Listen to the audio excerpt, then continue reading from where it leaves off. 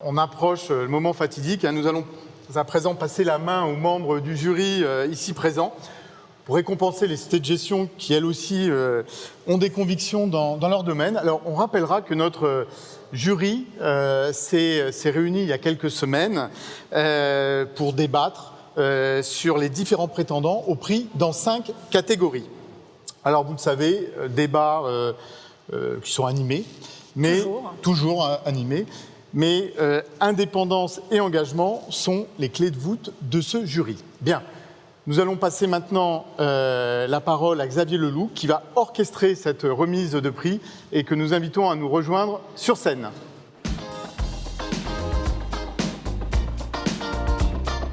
Bonsoir à tous, je suis ravi. Bonsoir à tous, je suis ravi de prendre le relais de Jérôme et Isabelle. Que je remercie pour le travail qu'ils accomplissent avec toutes leurs équipes depuis 7 ans sur le prix ESG. C'est des pionniers à leur manière en matière de défense de l'investissement responsable. 7 ans, et puis cette année, c'est un peu le test ultime. On parlait de résilience, là je crois qu'on y est cette année. Alors on va attaquer le vif du sujet, la remise de prix, donc la partie qui vous intéresse tous derrière vos écrans.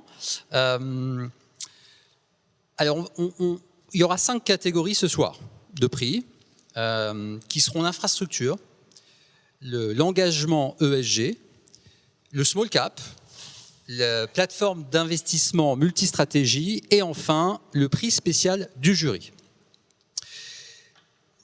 Au préalable, quelle tendance peut-on dégager rapidement de cette QV 2020 ? D'abord, écoutez, un investissement accru dans l'ESG. Il y a une prise en compte des critères ESG qui est devenue systématique dans les sociétés de gestion. Et ça se traduit par la mise en place d'une équipe dédiée. C'est une sorte de norme informelle qui s'est mise en place avec au moins une personne qui s'en occupe en permanence. La deuxième tendance, c'est dans le droit fil du sujet qu'on vient d'évoquer avec Jean-Louis Etienne, c'est la prise en compte accrue des risques climatiques.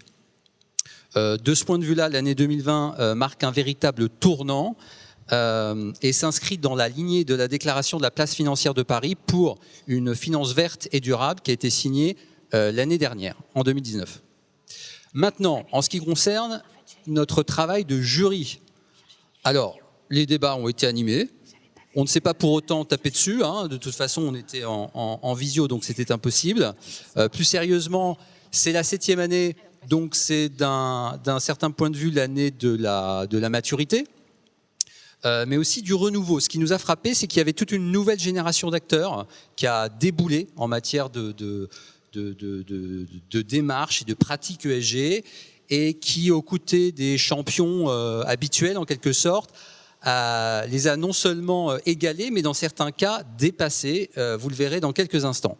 Et puis, l'autre phénomène notable, c'est celui de la parité. De ce point de vue-là, on peut dire que l'année 2020, c'est l'année de la femme.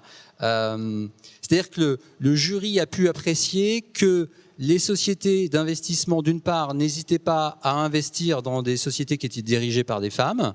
Et puis, elles ont montré elles-mêmes l'exemple, puisqu'on retrouve des femmes à la fois dans leurs équipes de direction et dans leurs équipes d'investissement.